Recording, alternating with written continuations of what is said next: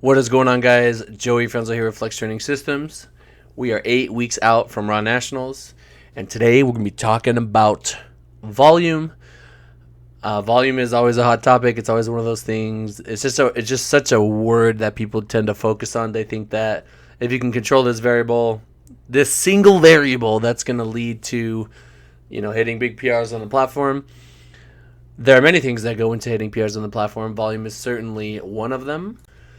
But yesterday, my man, the OG, I call him Yoda, Berto Nunez was going off in his story about a bunch of different topics, and one of the things that came up. By the way, if you're not following him, I will put his IG down below. He's like such a fucking valuable resource for free that you can follow. He was talking about a bunch of different topics, and one of the things he was talking about was, is it true? Or somebody had asked him that as you get older, do you need less volume? And I thought that would be a great thing to kind of expand on today. I'll kind of talk a bit about the topic in general, and then I'll talk specifically, kind of what's going on with me and how my approach to volume has kind of changed. Yeah. So typically, it's very important. It's very important whenever we talk about volume or literally any variable that has to do with an individual in training that you understand that everything is relative to the person, right? I'm going to have different recovery levels than a small female who's going to have different recovery levels than a super heavyweight and everything in between. Everyone's going to need a different amount. When you're a beginner lifter and you don't have a lot of muscle on your frame, or if maybe you're not a beginner, you're just you just have a hard time making gains genetically, right? You're probably going to be able to tolerate more work simply because you're just not lifting as much weight. There's not as much mechanical tension. For whatever reason, smaller lifters tend to have wider benches. I think it's just relative to their size on the bench that they can have a wider bench compared to like someone who's like fucking, I don't know, 6'5" or whatever. They're gonna have a close grip because they're even if they're holding the max grip on the bar, it's probably gonna look like a close grip. You know what I'm saying? Or at least like a medium grip or something. Smaller lifters are probably gonna use a sumo, and things like that. Obviously not all of them, but I do remember seeing a chart out there that most smaller lifters pull sumo. Anyway, again, that's very relative. There's no like super rule for it. It's going to depend on the person. Anyway, so when you're a beginner, you're typically smaller and you could typically handle more just because, like I said, the mechanical tension isn't as much. And then over time, as you get stronger, let's say you started out and you squatted 315 for 1 rep max and you worked all your way up to a 500-pound squat as a 66 or 74 kg lifter. Let's say 66 kg lifter. You might need a little bit more recovery. You might need a little bit more rest. And the older you get, I think that was like one of the main points was that the older you get over time, whether that's from 18 to 26 years old or 26 to 30 something years old, should you do less over time? I think that might be a good idea, and there's a couple reasons for that. So the older you get, we would tend to think that, your recovery might slow down. I mean, as we get older as men, for example, our testosterone is going to slowly degrade over time. That is very, like I said, is relative to the person. Some people, they're going to be in their 50s and they're going to look crazy. I would say not many. There's going to be other people, as soon as they hit 30, they're already, they already need TRT or something like that. Just to function, normally. That is not the only variable when it comes to training, but, my belief has always been that if you stay healthy and that if you keep training and you keep showing your body, hey, like I need to stay strong because I'm still lifting these weights, that you're going to be able to maintain that the older you get. There's a couple reasons why you might want to do less work the older you get, like not only as a person, like literally age-wise, but like as a lifter, like your lifting career. One, the stronger you get, just relative to human beings, the more weight that you lift, you're gonna, it's gonna be more demanding on your joints, and you're probably not gonna be able to tolerate as much work.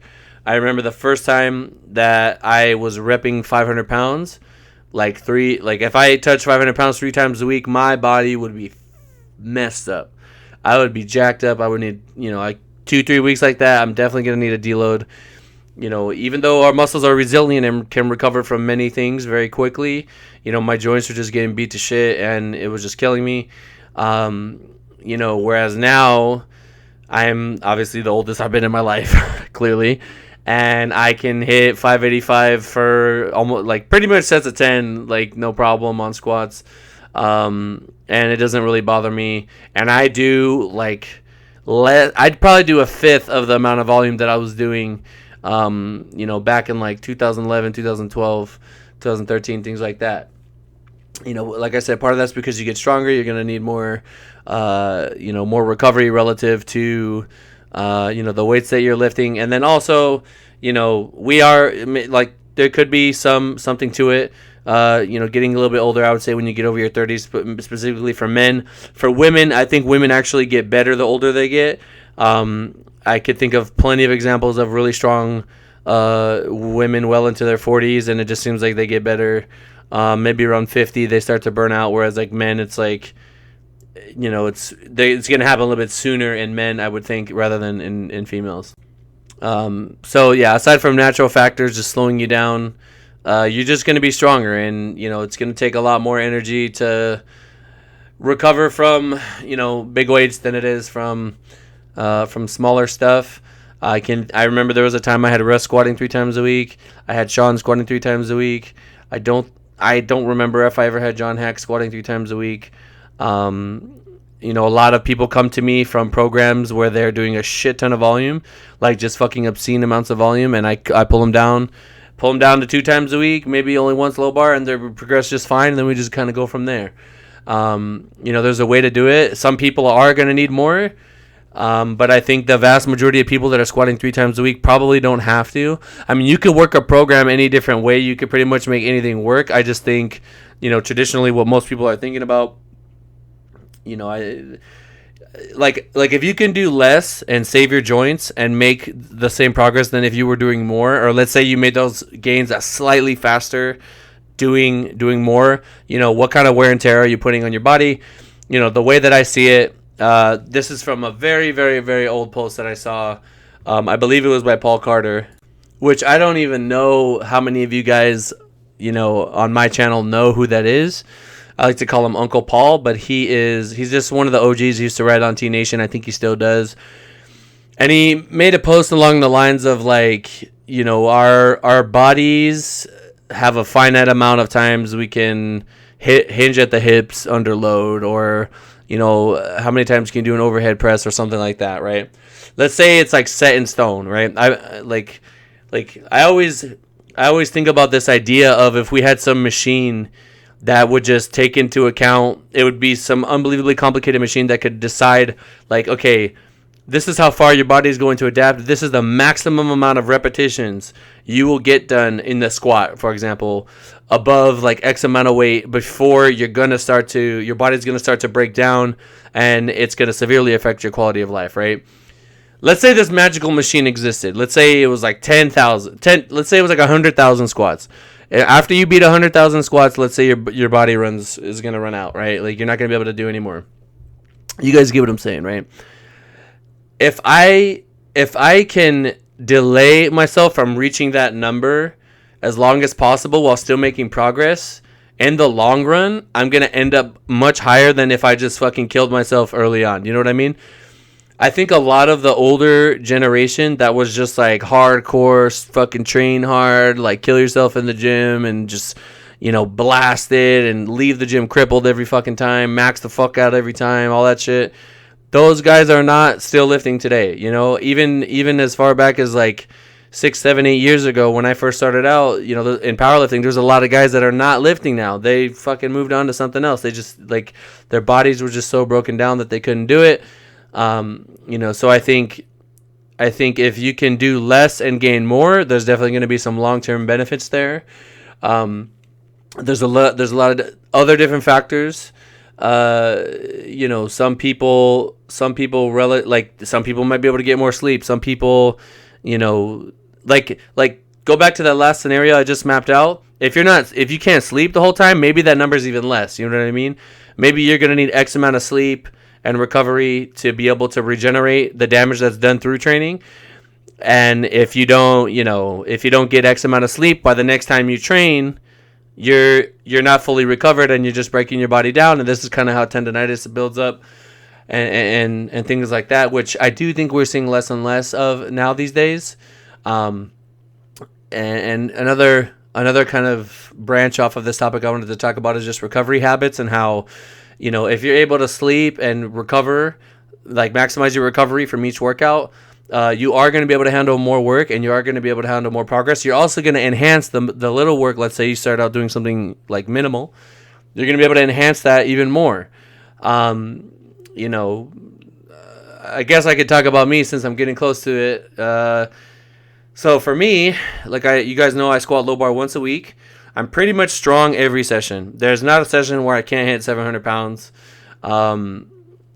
Probably even more, 720. It's been around 720 every single time. I could just pretty much hit that, no matter what. Like, I don't go all out because obviously we're trying to stay in the pocket. But, I did 635 for 5, then I did 650 for 5 this week. And it's just like, I just do powerlifting. I don't do anything else. I haven't even been going on walks just because, life's been crazy. I think I went on one recently on Sundays, my rest day. For example, today's Wednesday, my rest day, and I'm feeling my hammies a little bit from that squat session, so I'm just gonna chill. I've become so in tune with my body that I just know, like, you know what? I would benefit from just chilling today, so I'm gonna fucking chill. That is sometimes the most, the best thing you can do is to just recover. Don't move. Just chill out. Make sure you're hitting your macros, eat some good solid foods, and just relax and let your body do its thing. You've caused the damage, and if you keep pushing it, you're just gonna dig yourself in a hole. And I believe that if you're doing too much, your body's gonna struggle to kind of become more durable, so that you don't break down as much. But if you're not fully recovering from each session, you're probably not gonna make too much. You're not gonna really make strength gains, and you're probably gonna end up getting injured. But yeah, I mean, I can come in pretty much fresh every squat session. And now, I'm 29 now, and I have noticed that I can push bench hard once a week, like really, really push it. My other 2 bench days, it's like, let's say I hit 455 on a Monday. On Wednesday, I'm lifting like 275 for reps, 295. I'm not really going higher than that. And then my other day, I'm doing like 350, 360, something like that. And then I'm punching it again over in the 400s, on Mondays. I can't really do what I used to do and just everything is over 350 pounds every 3 times a week. I'm killing it. I also think that over time, my arch has just gotten less and less just because, our spines become more immobile the older we get. This is like a very documented thing. Whether it's the shortening of the discs, or I know that bone, like if you stress bone enough, it'll start to put little spurs here and there and grow in different ways. I played football and I got one time I had a pain behind my nose and it was like just causing me a lot of pressure, and I went to the doctor and I got a CAT scan and a MRI and stuff, and they made note on the MRI that like my actual skull, it's like literally in the areas where my pads would touch my head on my helmet, it was thicker from hitting so many times. And I thought that was super interesting. It's just the body adapting. I mean, this is very, this is like a well-known thing. You guys see the Muay Thai fighters that kick trees and their shins get like ridiculously hard. Same thing with powerlifters. I guarantee you, if you've been powerlifting a couple years, your bone density is going to be nuts. Me and Tina got CAT scans 2-3 years ago. Not CAT scans, fucking DEXA scans 2-3 years ago, and our bones were like 300% of a normal person, which is awesome, which is not uncommon for powerlifters. So this is all just the body making adaptations to the repeated stress of heavy lifting. And then as you get older, if powerlifting is your priority, right, and you are getting stronger, you might find yourself in a situation where you need to lay off of other external movements in order to keep progressing on the power lifts. If you're like an OG, which is going to be like none of you guys listening, you might need to cut out bodybuilding movements and just focus on the comp lifts. But it's the same thing. Let's say you're a young guy, you know, and you have a crazy job that's pulling from your recovery pool, right? You have a weekly like recovery allowance. I would like to think that it spans over many weeks, maybe 3 to 4 weeks. It's not just 1 week. It really depends on what you're doing within those weeks. But you know, if you have a job that allows you to sleep, 40 hours a week, and you're doing bodybuilding stuff on top of that, and you're trying to get better at powerlifting, and let's say the job is like constant, there's nothing you can do about the job, right? Like you have to make ends meet. There's nothing, you can't sleep more, which I highly doubt. But let's say you can't sleep more. I would say, the bodybuilding stuff's got to go. You got to put your money where you got to put your figurative recovery money where your body's going to allow you to, you got to put it where your priorities are. If your priority is powerlifting, you got to put it there. If it's bodybuilding, you got to do that. And then, I have written down here the quality versus quantity. I think years ago it was all about just doing a shit ton of fucking volume and DUP and percentage and, getting in tons of work and building and just always trying to do more. And it's just, everybody knows how that ends up.